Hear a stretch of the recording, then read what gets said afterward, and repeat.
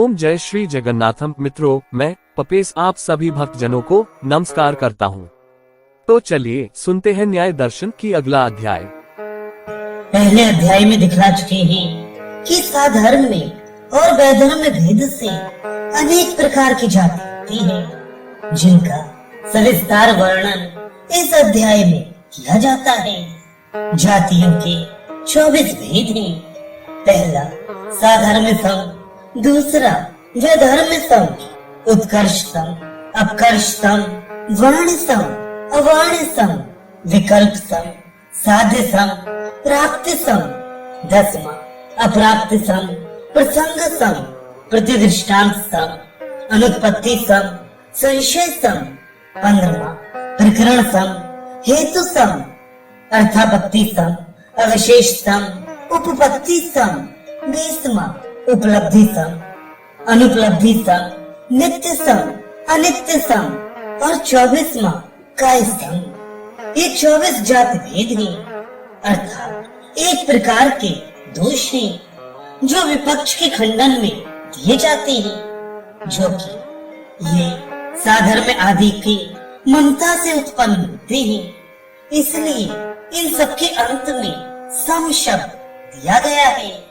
इनका लक्षण आगे क्रमशः बताते हैं।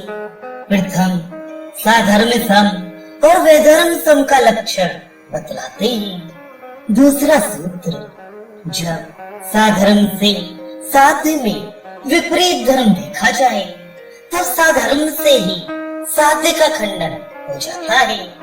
इसको साधर्म समदोष कहते हैं। जैसे किसी ने कहा कि घट आदि उत्पत्तिमान होने से कार्य है, ऐसे ही शब्द में भी उत्पत्ति धर्मक होने से कार्य है, अतएव अनित्य है। इस पर दूसरा कहता है, जैसे आकाश निरवयव होने से नित्य है, वैसे ही शब्द भी निरवयव होने से नित्य है। परंतु ये दोनों दुष्ट हेतु हैं, क्योंकि कार्य के साथ किसी गुण के मिलने से अनित्य होना और कारण के साथ किसी गुण का साधर्म होने से नित्य होना साध्य के निर्णय में पर्याप्त नहीं। इसके लिए किसी अन्य हेतु की आवश्यकता है। तात्पर्य है कि दो पदार्थों में किसी एक धर्म के मिलने से जो समता का प्रतिपादन करना है, उसको साधर्म समदोष कहते हैं। ऐसे ही वैधर्म सम में दो पदार्थों के विरुद्ध धर्मों को लेकर उनके विषमता का प्रतिपादन किया जाता है। जैसे कोई कहे कि आकाश के विरुद्ध उत्पत्ति धर्मक होने से शब्द अनित्य है। इस पर दूसरा कहे कि नित्य आकाश में समान सावयव न होने से शब्द नित्य है, और घट आदि कार्यों से निरवयव होने के कारण शब्द विलक्षण है। यहाँ भी कोई विशेष हेतु नहीं, क्योंकि शब्द में दोनों धर्म हैं। वह अनित्य घट आदि के समान उत्पन्न होने वाला भी है और नित्य आकाश के सदृश निरवयव भी है। वाद करने वाले दोनों पक्ष इससे अपना अपना प्रयोजन निकाल सकते हैं। इसलिए ये दोनों निर्णय के प्रतियोगी साधर्म सम और वैधर्म सम दोष कहलाते हैं। सारांश है कि दो पदार्थ परस्पर किसी एक धर्म के मिलने से एक जैसे नहीं हो जाते, और न किसी एक धर्म के न मिलने से वे आपस में एक दूसरे के प्रतिद्वंदी हो जाते हैं। इसकी पुष्टि करते हैं। तीसरा सूत्र, केवल एक धर्म के साधर्म या वैधर्म सम से जो साध्य को सिद्ध किया जाता है, उसमें अव्यवस्था दोष भी होता है। अतः प्रत्येक पदार्थ की सिद्धि उसके सामान्य धर्म से होती है।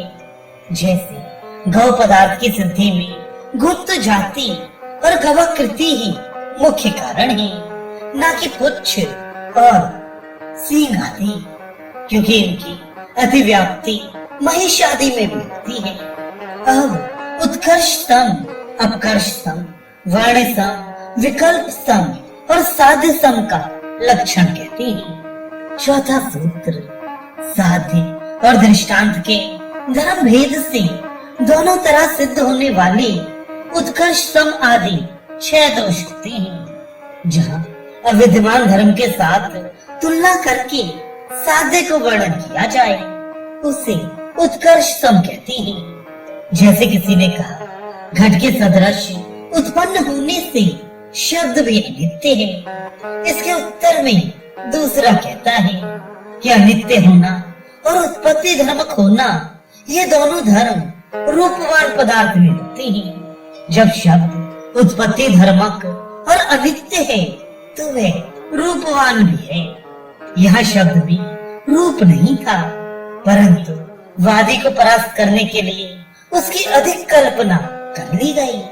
इसी को उत्कर्षतम कहते हैं। जहाँ विद्यमान धर्म को साध्य से पृथक करके वर्णन किया जाए उसे अपकर्षतम कहते हैं। जैसे किसी ने कहा कि रूप रहित आकाश कार्य और अनित्य नहीं, इसलिए शब्द भी रूप रहित होने से कार्य और अनित्य नहीं। यह शब्द भी जो उत्पत्ति का धर्म था उसको रूप रहित होने से पृथक किया गया। जो साध्य और उसके हेतु वर्णन करने योग्य नहीं वे वर्ण्य सम, और जो वर्णन करने योग्य नहीं वह अवर्ण्य सम कहलाते हैं। वस्तु में कौन सा धर्म वर्णनीय है और कौन सा अवर्णनीय ये बुद्धि से जाना जाता है, इसलिए इनके दृष्टांत नहीं दिए।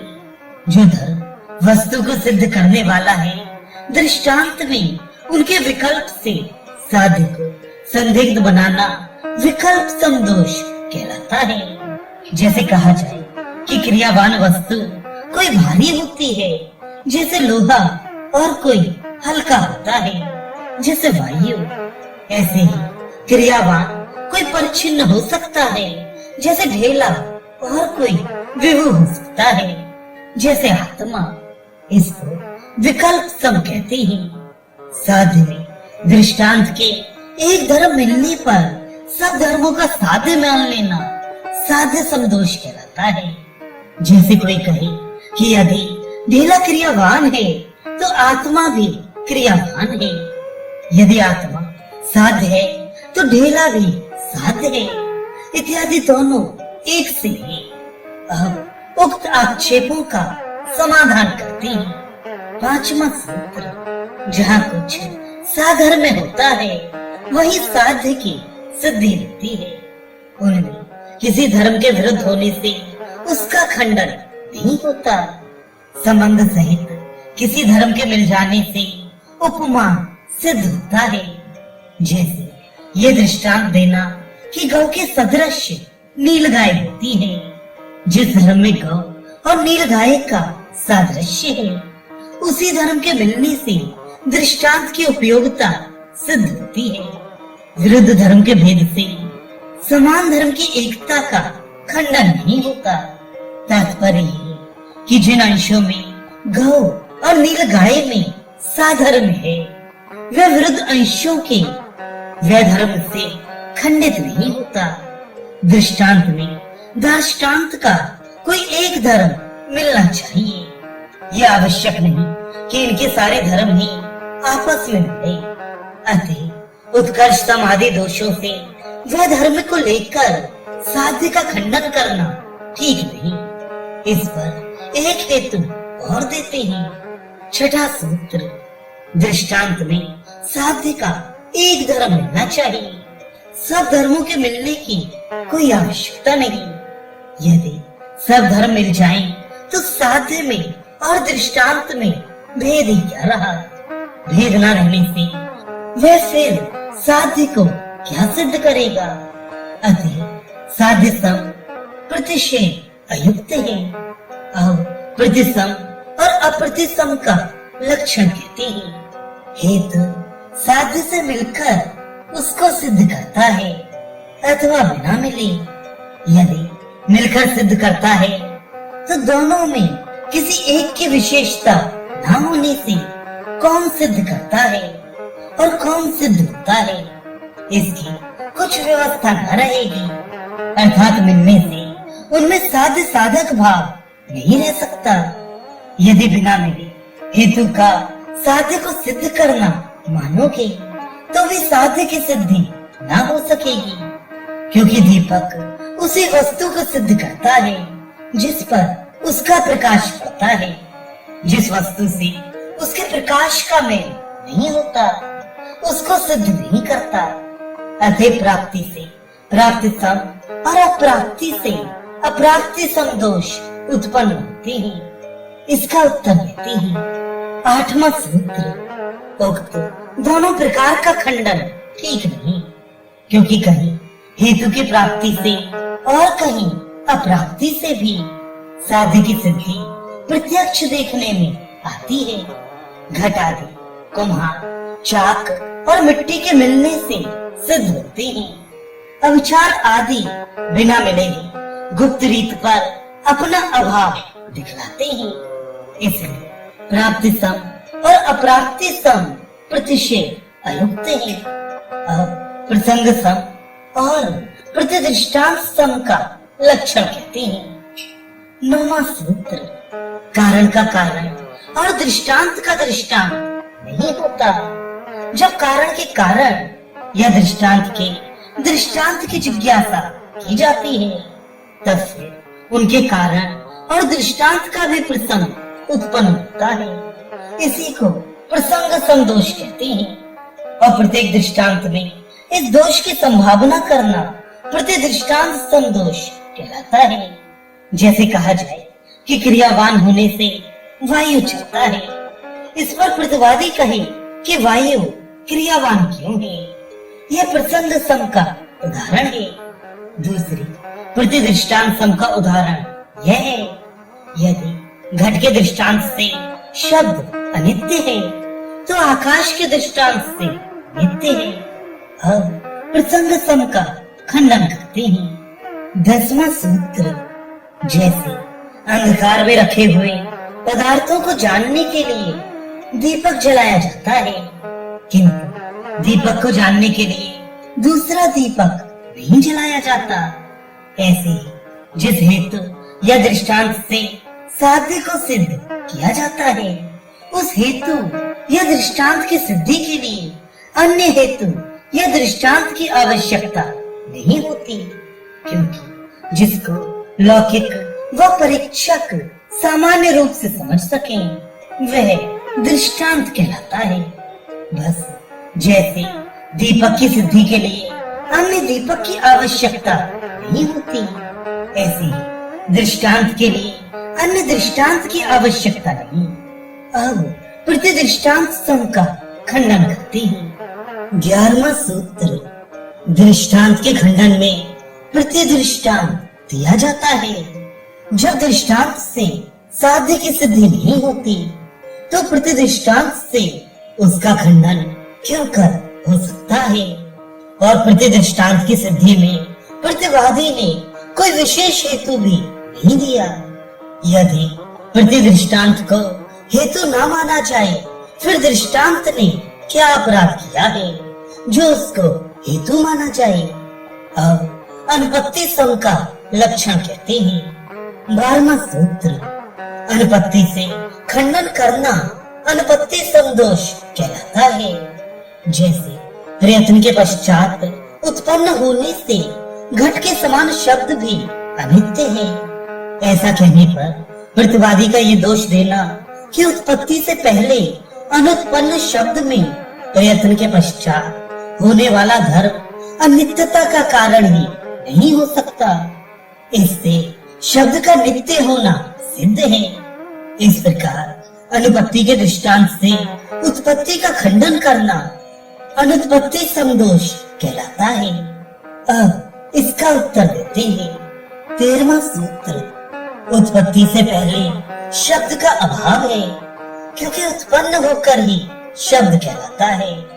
उत्पत्ति से पूर्व जब शब्द ही नहीं है तब अनुत्पत्ति को कारण मानकर उत्पत्ति का खंडन करना ठीक नहीं।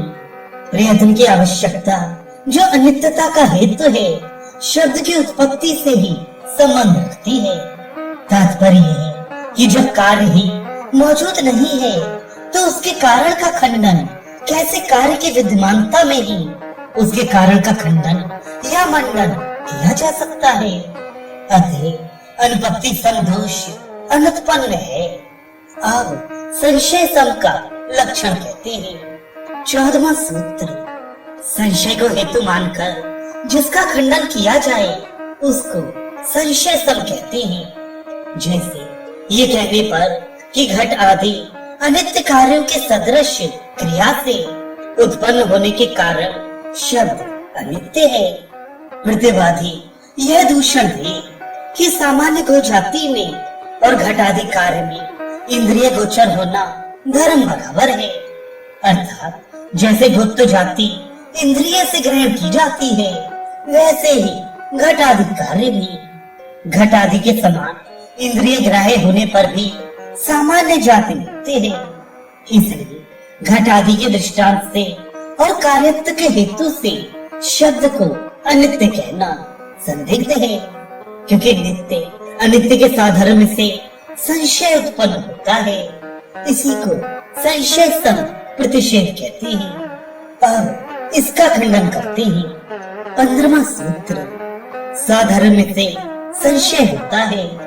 जैसे स्थान और पुरुष में साधर्म होने से संशय उत्पन्न होता है, परंतु वैधर्म से जब उनके विशेष धर्मों का भेद मालूम होता है तब संशय निवृत्त हो जाता है।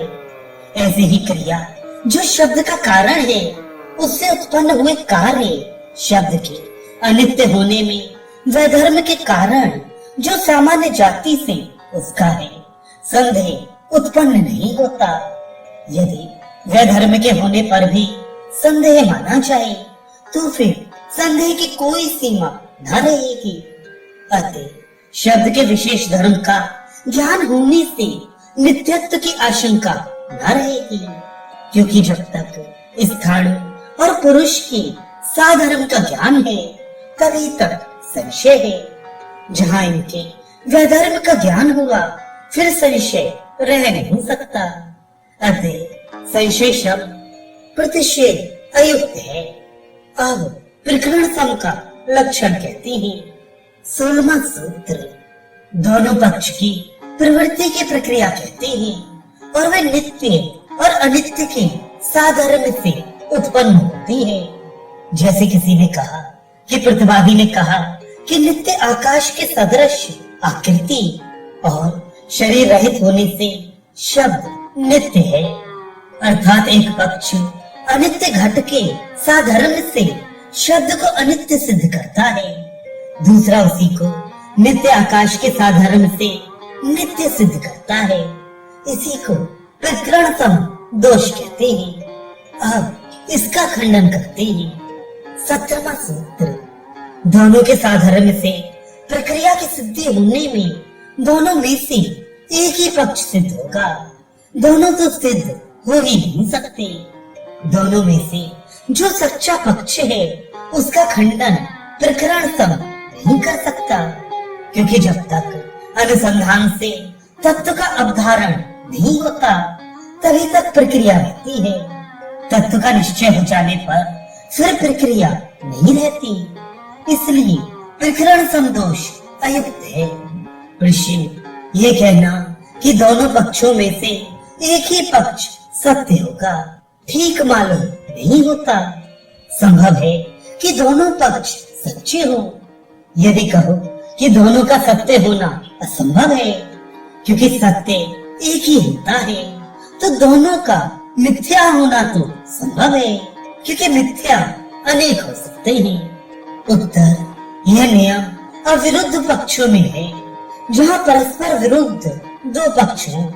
अर्थात एक कहता है कि आत्मा नित्य है और दूसरा कहता है कि आत्मा अनित्य है, तो यहाँ एक ही पक्ष सत्य होगा। या तो आत्मा का नित्य होना या अनित्य होना। यह नहीं हो सकता कि आत्मा नित्य भी हो और अनित्य भी। अहेतु सम का लक्षण कहते हैं। 18वां सूत्र, हेतु जो साध्य को सिद्ध करने वाला है तीनों काल में उसकी सिद्धि नहीं हो सकती, क्योंकि यदि यह माने कि हेतु साध्य से पहले वर्तमान था तो जब साध्य ही ना था तो वह हेतु किसका था और किसको सिद्ध करता था? यदि हेतु को साध्य के पश्चात माना जाए तो हेतु के अभाव में वह साध्य किसका था जिसे उसको साध्य कहा जाए? और यदि दोनों का एक साथ होना माना जाए तो कौन साध्य है और कौन हेतु? इसका निर्णय किस प्रकार होगा? इसलिए हेतु की तीनों काल में असिद्धि होने से अहेतु समदोष उत्पन्न होता है। इसका उत्तर देते हैं 19वां सूत्र। ये कहना कि हेतु की तीनों कालों में असिद्धि है ठीक नहीं, क्योंकि बिना हेतु या कारण के कोई साध्य या कार्य सिद्ध नहीं होता। जब तीनों काल में कार्य सिद्धि कारण की अपेक्षा रखती है तब किसी काल में भी कार्य के लिए कारण का अभाव क्यों कर हो सकता है? और प्रतिवादी ने ये जो कहा था कि साध्य के अभाव में वह साधन किसका होगा, इसका उत्तर ये है कि जो ये है वही साध्य है। उसी का जानने वाला जो साधन है उसको हेतु कहते हैं, और जहाँ ये है वहीं उसका हेतु भी मौजूद है। फिर इसी की पुष्टि करते हैं 20वां सूत्र। जैसे तुम हेतु के तीनों काल में असिद्ध होने से उसका खंडन करते हो, ऐसे ही तुम्हारे इस खंडन का भी खंडन किया जा सकता है। अर्थात तुम हेतु के सिद्ध न होने से पहले उसका खंडन करते हो या पश्चात या हेतु के, और तुम्हारा खंडन दोनों एक साथ होंगे। यदि कहो सिद्ध होने से पहले खंडन करते हैं तो यह बिल्कुल असंगत है, क्योंकि जो वस्तु मौजूद होती है उसी का खंडन किया जाता है, और जो वस्तु ही नहीं उसका खंडन कैसा?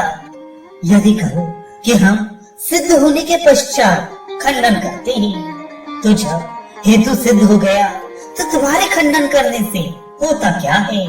और यदि कहो कि हेतु और हमारा खंडन दोनों साथ साथ रहेंगे तो यह हो नहीं सकता। दिन और रात एक साथ नहीं रह सकते। अतः अहेतु संप्रतिषेध अयुक्त है। अब अर्थापत्ति सम का लक्षण कहते हैं 21वां सूत्र। एक बात के कहने से दूसरी बात जो स्वयं जानी जाती है उसे अर्थापत्ति कहते हैं। जहाँ इस अर्थापत्ति से प्रतिपक्ष की सिद्धि होती है उसे अर्थापत्ति समदोष कहते हैं। जैसे कोई कहे कि उत्पन्न होने से शब्द अनित्य है, इस पर दूसरा कहता है कि स्पर्श रहित होने से शब्द नित्य है। अर्थात जब घट के समान उत्पन्न होने से शब्द अनित्य है तो अर्थापत्ति से ये जाना गया कि आकाश के समान अस्पृष्ट होने से शब्द नित्य है। अब इसका खंडन करते हैं 22वां सूत्र। अर्थापत्ति के अनुक्त और अनेकांतिक होने से अर्थापत्ति समदोष खंडित हो जाता है, क्योंकि उक्त से अनुक्त का खंडन भी सामर्थ्य के अनुसार होता है। जैसे ये कहा जाए कि मनुष्य प्राणी है तो इसके कहने से ये आशय नहीं निकलता कि मनुष्य के सिवाय और कोई प्राणी नहीं। ऐसे ही उत्पन्न होने से शब्द अनित्य है, इसका अर्थापत्ति से यह तात्पर्य निकालना कि अस्पृष्ट होने से शब्द नित्य है सर्वथा असंगत है। अतः अर्थापत्ति के अनुक्त और अनेकांतिक होने से अर्थापत्ति समदोष ठीक नहीं। अब अविशेष सम का लक्षण कहते हैं 23वां सूत्र। किसी एक धर्म के सादृश्य से दो पदार्थों को अविशेष एक ही मानना अविशेष समदोष कहलाता है। जैसे शब्द और घट में उत्पन्न होना धर्म बराबर है, इससे इनको एक ही समझ लेना और अस्तित्व धर्म सब पदार्थों में बराबर है, इसलिए सबको एक ही समझकर दूषण देना अविशेषतम प्रतिषेध है। अब इसका उत्तर देती है 24वां सूत्र। एक धर्म की कहीं तो प्राप्ति है और कहीं अप्राप्ति। इसलिए अविशेषता अनेकांतिक होने से ठीक नहीं। जैसे घट उत्पत्तिमान है, शब्द भी उत्पन्न होता है, यहाँ तो प्राप्ति है, परंतु घट स्पर्शवान है, शब्द नहीं, यहाँ अप्राप्ति है। अतः अनेकांतिक होने से अविशेष सम दोष ठीक नहीं। अब उपपत्ति सम का लक्षण कहते हैं। 25वां सूत्र, दोनों कारणों की उपलब्धि होने से उपपत्ति सम प्रत्यवस्थान उत्पन्न होता है। जैसे शब्द के अनित्य होने का कारण उसका उत्पन्न होना है, तो उस नित्य होने का कारण शब्द का अस्पृश्य होना है। इन दोनों कारणों की उपपत्ति होने से उपपत्ति समदोष उत्पन्न होता है। इसका उत्तर देते हैं 26वां सूत्र, जबकि प्रतिवादी दोनों के कारणों की उत्पत्ति को स्वीकार कर चुका है, फिर वह अनित्यता के कारण का खंडन किस प्रकार कर सकता है?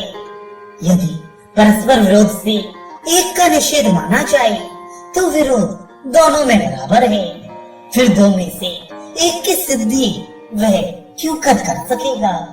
अब उपलब्धि सम का लक्षण कहते हैं। 27वां सूत्र, यदि कोई शब्द के अनित्य होने में यह हेतु दे कि घट के समान प्रयत्नजन्य होने से शब्द अनित्य है, इस पर प्रतिपक्षी कहे कि बिना प्रयत्न के वृक्ष के पत्तों से वायु के स्पर्श होने पर जो शब्द होता है वह भी अनित्य है।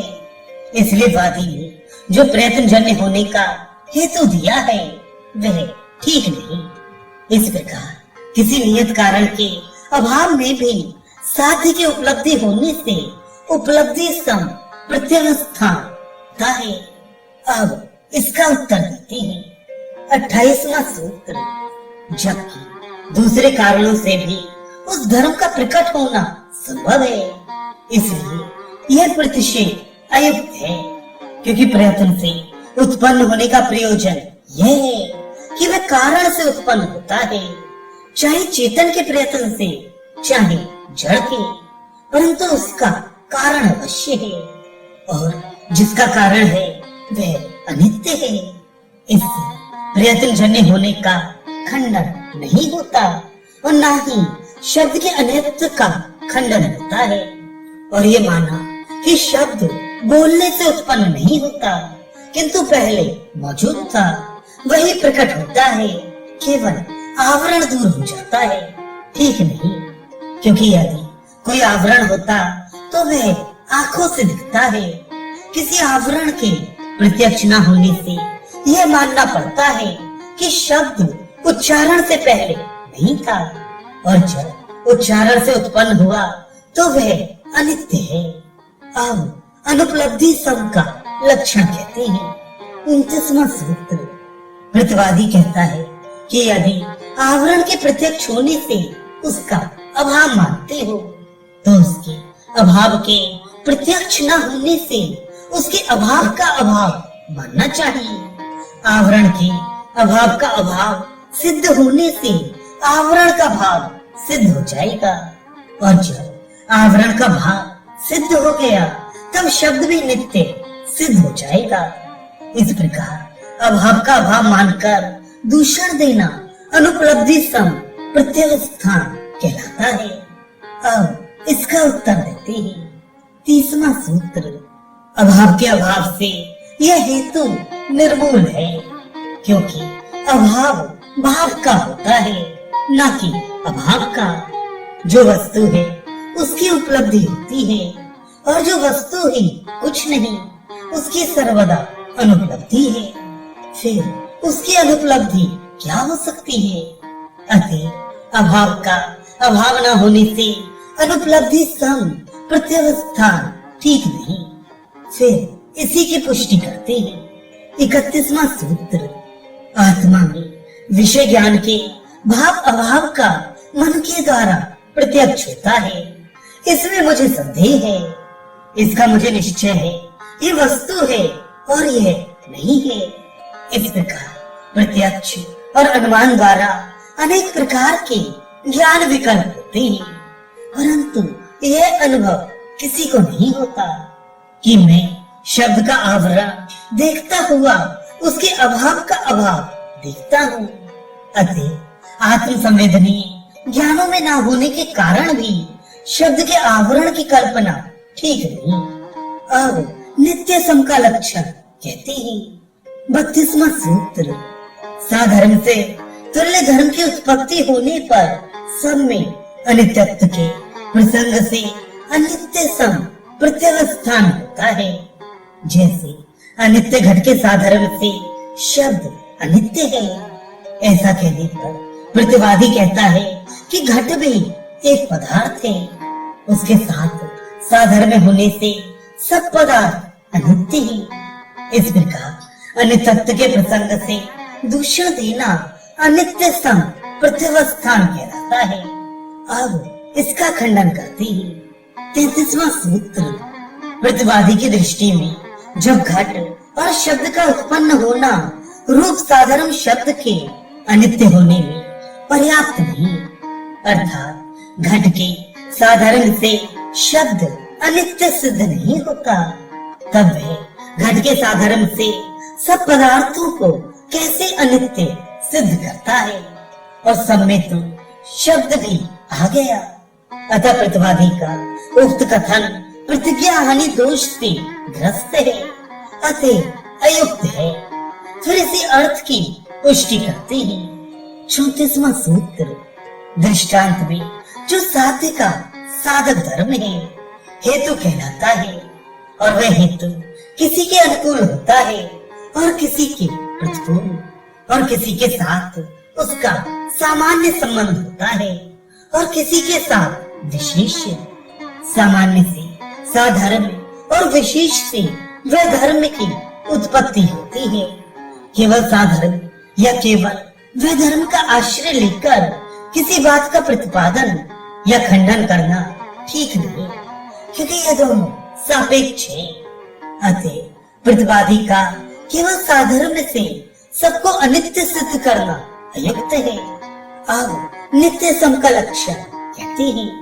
35वां सूत्र, नित्य में अनित्य की और अनित्य में नित्य की भावना करने से नित्य सम प्रत्यवस्थान होता है।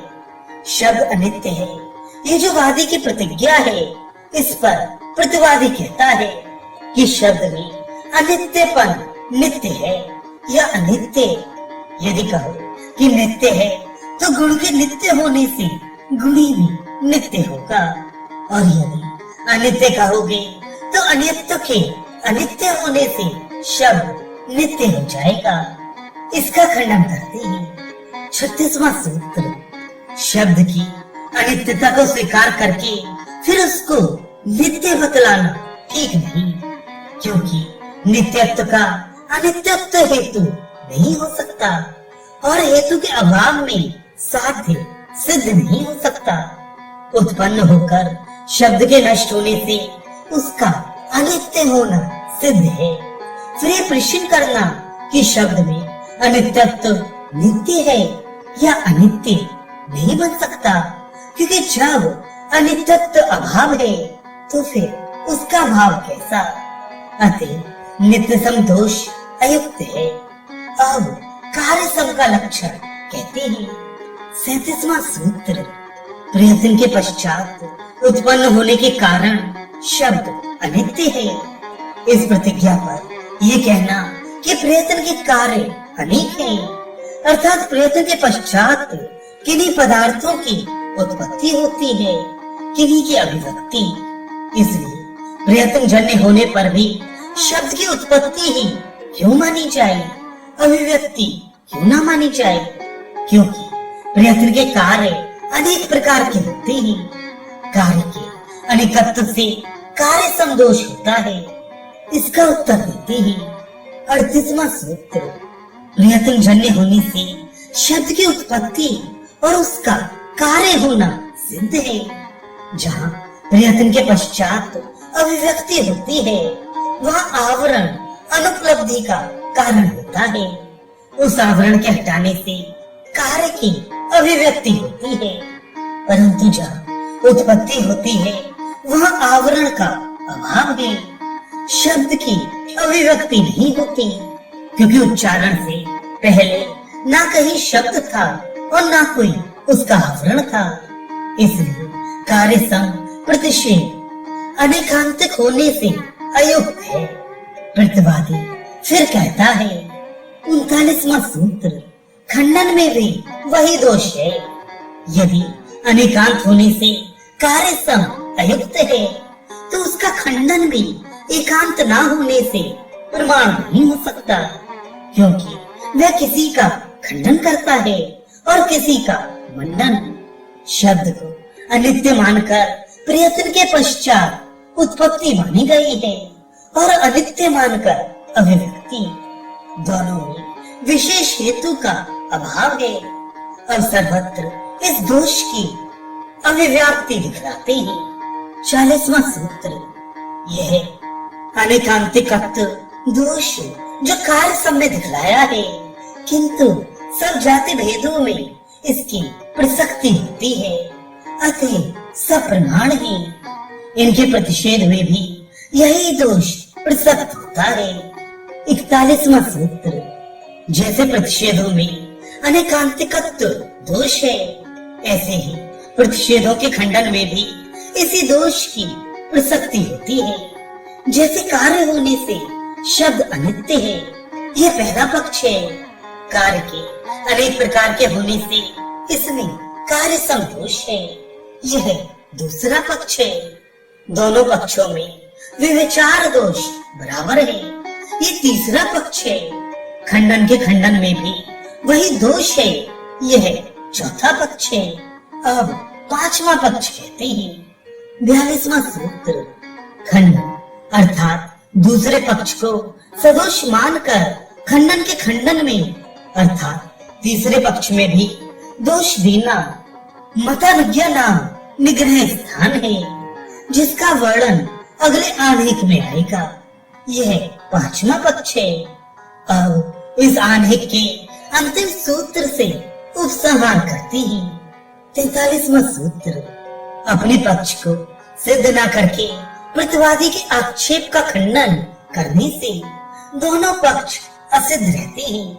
इसलिए जब कोई प्रतिवादी हमारे पक्ष में दूषण दे तो हमारा कर्तव्य यह होना चाहिए कि हम अपने पक्ष में उस दोष का ना होना सिद्ध करें। यदि हम उस दूषण का उद्धार किए बिना प्रतिवादी के दिए हुए दोष में दोष निकालने लगे तो मानो हमने उसके बतलाए हुए दोष का अपने पक्ष में होना स्वीकार कर लिया, जिससे दोनों पक्ष असिद्ध रहे। प्रतिपक्षी के दिए हुए दूषण का उद्धार न करके उसके दूषण में दूषण निकालना मतानुज्ञा निग्रह स्थान कहलाता है। जैसे किसी को किसी ने चोरी का दोष लगाया, अब यदि वह उसका निवारण न करके दोष लगाने वाले को भी चोर सिद्ध करने लगे तो ऐसा करने से चाहे वह अपने विपक्षी को चोर सिद्ध कर दे, परंतु उसके अपने दोष का निवारण नहीं हो सकता। अपने दोष का निवारण तो तभी होगा जबकि वह अपने पर लगाए अपवाद की असारता प्रमाणों से सिद्ध करेगा। पहले अध्याय में ये कह चुके हैं कि विप्रतिपत्ति और अप्रतिपत्ति इन दोनों के विकल्प से बहुत से निग्रह स्थान उत्पन्न होते हैं। निग्रह स्थान उनको कहते हैं कि जिनमें पढ़कर वादी और प्रतिवादी परास्त हो जाते हैं। अतएव वादी और प्रतिवादी के लिए उनका जानना परम आवश्यक है। अब इस आनेक में उनके भेद और लक्षण बतलाए जाते हैं। पहला सूत्र, सब निग्रह स्थान 22 है, जिनका विवरण इस प्रकार है। प्रतिज्ञा हानि, प्रतिज्ञांतर, प्रतिज्ञा विरोध, प्रतिज्ञा संन्यास, हेतुअंतर, अर्थांतर, निरर्थक, अभिज्ञातार्थ, अपार्थक, अप्राप्त काल, न्यून, अधिक, पुनरुक्त, अननुभाष्यम, अज्ञान, अप्रतिभा, विक्षेप, मतानुज्ञा, पर्यनुयोज्योपेक्षण, निरनुयोज्य न्याग, अब सिद्धांत और हेतुभास, ये सब मिलकर 22 होते हैं। इनके लक्षण और उदाहरण पृथक पृथक वर्णन करते हैं। प्रथम प्रतिज्ञा हानि का लक्षण कहते हैं। दूसरा सूत्र, अपने पक्ष के विरुद्ध प्रतिवादी जो हेतु या दृष्टांत देता है उसको स्वीकार कर लेना प्रतिज्ञा हानि निग्रह स्थान है, क्योंकि पर पक्ष को स्वीकार करना मानो अपने पक्ष को त्याग देना है। जैसे वादी ने प्रतिज्ञा की कि इंद्रिय का विषय होने से घट के समान शब्द अनित्य है। इस पर प्रतिवादी कहता है कि सामान्य जाति भी इंद्रिय का विषय है और वह नित्य है, ऐसे ही शब्द भी नित्य हो सकता है। इस पर वादी कहने लगे कि यदि इंद्रिय का विषय जाति नित्य है तो शब्द भी नित्य होगा। यह वादी ने प्रतिवादी के पक्ष को स्वीकार कर लिया और अपने पक्ष को त्याग दिया। इसी को प्रतिज्ञा हानि कहते हैं।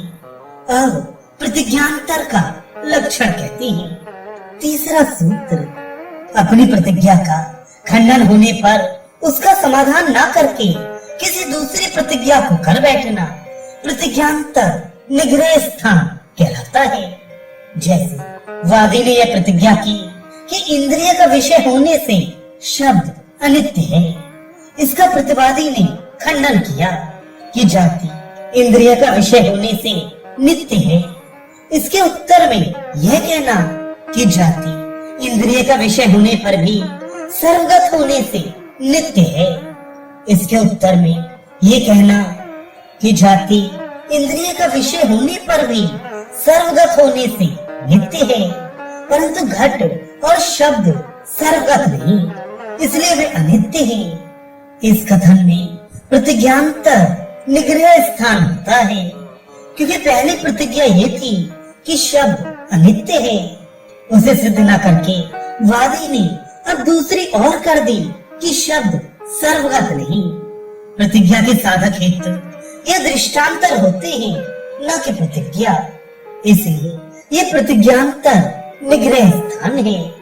अब प्रतिज्ञा विरोध का लक्षण कहते हैं। चौथा सूत्र, प्रतिज्ञा और हेतु के विरोध से प्रतिज्ञा विरोध निग्रह स्थान होता है। जैसे किसी ने प्रतिज्ञा की कि द्रव्य गुण से भिन्न है। इस पर यह हेतु दिया कि रूपादि से अतिरिक्त किसी वस्तु की उपलब्धि न होने से। यहाँ पर प्रतिज्ञा और हेतु दोनों परस्पर विरुद्ध हैं, क्योंकि यदि द्रव्य से भिन्न गुण है तो रूपादि से अतिरिक्त वस्तु अनुपलब्धि होना ठीक नहीं, और जो रूपादिकों से भिन्न अर्थ की अनुपलब्धि हो तो द्रव्य गुण से भिन्न है, ये कहना नहीं बन सकता। दोनों में विरोध होने से प्रतिज्ञा विरोध निग्रह स्थान होता है। अब प्रतिज्ञा संन्यास का लक्षण कहते हैं। पांचवा सूत्र, जो प्रतिज्ञा की हो उसका खंडन होने पर उसको छोड़ देना प्रतिज्ञा संन्यास कहलाता है। जैसे किसी ने कहा कि इंद्रिय का विषय होने से शब्द अनित्य है। इस पर प्रतिवादी ने कहा कि जाति भी इंद्रिय का विषय है, परंतु वह नित्य है। इसको सुनकर वादी कहने लगे कि कौन कहता है कि शब्द अनित्य है। यह प्रतिज्ञा संन्यास नामक निग्रह स्थान है। अब हेतुंतर का लक्षण कहते हैं। छठा सूत्र, अपने पक्ष की पुष्टि में जो सामान्य हेतु दिया गया हो उसके खंडित होने पर विशेष हेतु की इच्छा करना हेतुंतर निग्रह स्थान कहलाता है। जैसे किसी ने कहा कि घट परमाणुवान होने से एक कारण वाला है। इस पर प्रतिवादी कहता है कि यह हेतु ठीक नहीं, क्योंकि अनेक कारण वाले पदार्थों का भी परिणाम देखने में आता है। इस पर प्रतिवादी का ये कहना कि आकारवान होने से घड़ा एक कारण वाला है, परिणाम वाला होना पहला हेतु था, उसका खंडन होने पर वादी उसे छोड़कर दूसरा हेतु आकारवान वाला होना कह दिया। बस पहले हेतु को छोड़कर दूसरे हेतु की शरण लेना हेतुअंतर निग्रह स्थान कहलाता है। अब अर्थांतर का लक्षण कहते हैं। सातवां सूत्र, जिस बात की सिद्ध करने की प्रतिज्ञा की गई हो उसको प्रकृत अर्थ कहते हैं। प्रकृत अर्थ को छोड़कर अन्य अर्थ को जो उससे कुछ संबंध नहीं रखता कहना अर्थांतर निग्रह स्थान कहलाता है।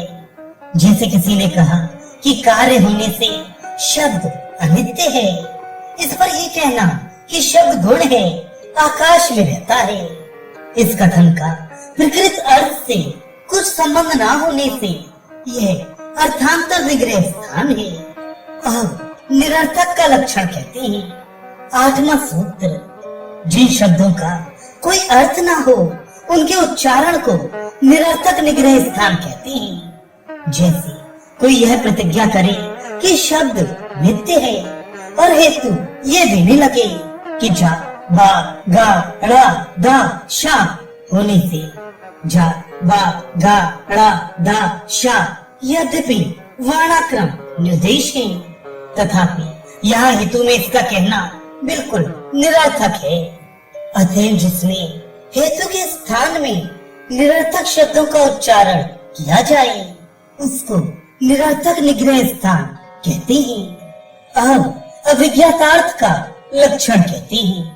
नौवां सूत्र, वादी जिस बात को ऐसे शब्दों में कहे कि जिनको कोई समझ ना सके, अर्थात जो प्रसिद्ध ना हो, उनके अप्रसिद्ध होने के कारण या शीघ्र उच्चारण के कारण या कथित शब्दों के बहुअर्थ होने के कारण सभा व प्रतिवादी के 3 बार कहने पर भी यदि वादी का कहना समझ में ना आए तो वादी अभिज्ञात निग्रह स्थान में फंस जाता है, क्योंकि इससे ये जाना जाता है कि वादी जिस अर्थ को कहता है उसे खुद नहीं जानता। धूर्तवादी तो ऐसे शब्दों को इसलिए कहता है कि कोई उसे ना समझकर उत्तर ना दे सके, परंतु इसका फल उसके लिए उल्टा होता है, क्योंकि वह आप अभिज्ञातार्थ रूप निग्रह स्थान में पड़ जाता है। अब अपार्थक का लक्षण कहते हैं। 10वां सूत्र, जिस कथन में पूर्वापर वाक्यों का कुछ संबंध या अन्वय ना हो उसे अपार्थक कहते हैं। जैसे 10 घोड़े, 6 अनार, मधुचर्म, सिंह आदि असंबद्ध शब्दों का उच्चारण करना अपार्थक निग्रह स्थान कहलाता है। अप्राप्त काल का लक्षण। 11वां सूत्र, प्रतिज्ञा, हेतु, उदाहरण, उपनय और निगमन ये 5 वाक्यों के अवयव प्रथम अध्याय में जो कहे गए हैं, इनको क्रम पूर्वक न कहकर लौट-पौट कर कहना अप्राप्त काल निग्रह स्थान है। जैसे कोई पहले प्रतिज्ञा को न कहकर उदाहरण देने लगे या निगमन से पश्चात हेतु कहने लगे, वह अप्राप्त काल निग्रह स्थान में पड़ जाता है। न्यून का लक्षण कहते हैं। 12वां सूत्र, प्रतिज्ञा आदि जो 5 वाक्य के अवयव हैं, वाद के समय उनमें से किसी को छोड़ देना, सबसे यथा अवसर काम न लेना न्यून नामक निग्रह स्थान है, क्योंकि 5 अवयवों से अर्थ की सिद्धि होती है। इनमें से यदि एक भी छूट जाए तो अर्थ में गड़बड़ हो जाती है। अधिक का लक्षण कहते हैं। 13वां सूत्र, जहाँ एक ही हेतु और दृष्टांत से साध्य सिद्ध हो जाता है, वह व्यर्थ अनेक हेतु और उदाहरणों को प्रस्तुत करना अधिक नाम निग्रह स्थान है।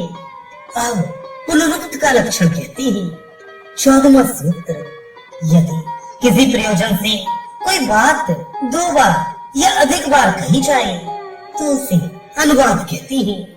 अनुवाद को छोड़कर किसी बात को 2 बार या अधिक बार कहना पुनरुक्त निग्रह स्थान है।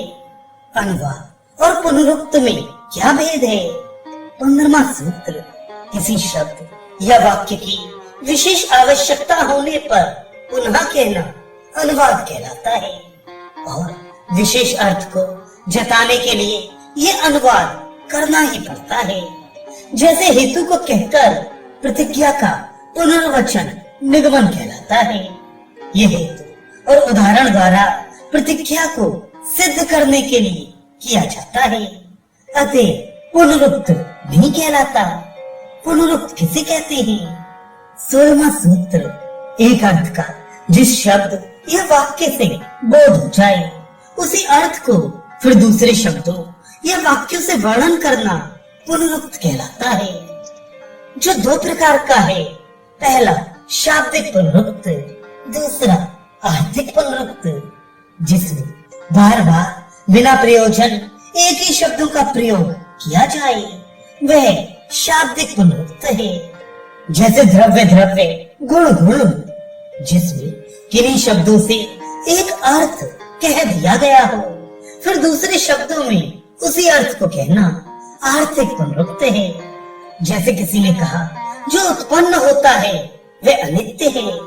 इस कहने से यह अपने आप सिद्ध हो गया कि जो उत्पन्न नहीं होता है वह अनित्य है। इस अर्थ से सिद्ध हुई बात को फिर कहना आर्थिक पुनरुक्त है। इसी को अर्थापत्ति भी कहती है। अब अनुभाषण का लक्षण कहते हैं। 17वां सूत्र, जाने हुए विषय को सवा से 3 बार कहे जाने पर भी जो प्रकट नहीं करता वह अनुभाषण नामक निग्रह स्थान में पड़ता है।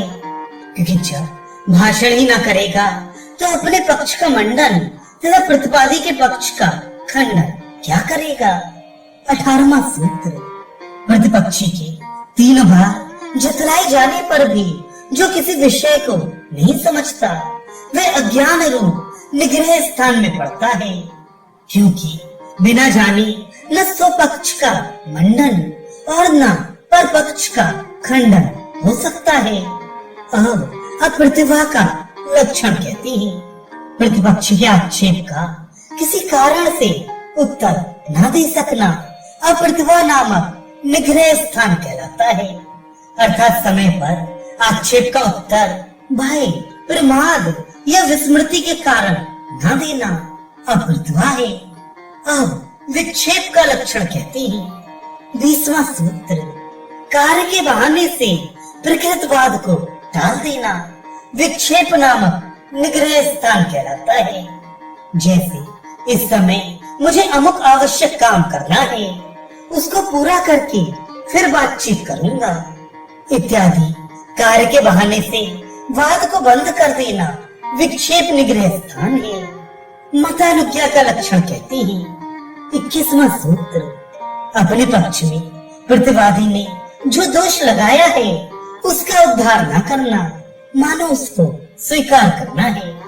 ऐसा न करके जो दूसरे के पक्ष में वही दोष आरोपण करता है, इसको मतानुज्ञा कहते हैं। दूसरे के दोष सिद्ध करने से अपना दोष निवृत्त नहीं होता, वह तो प्रमाण और युक्ति से उसका निषेध करने पर ही निवृत्त होता है। अब पर्यनु योज्योपेक्षण का लक्षण कहते हैं।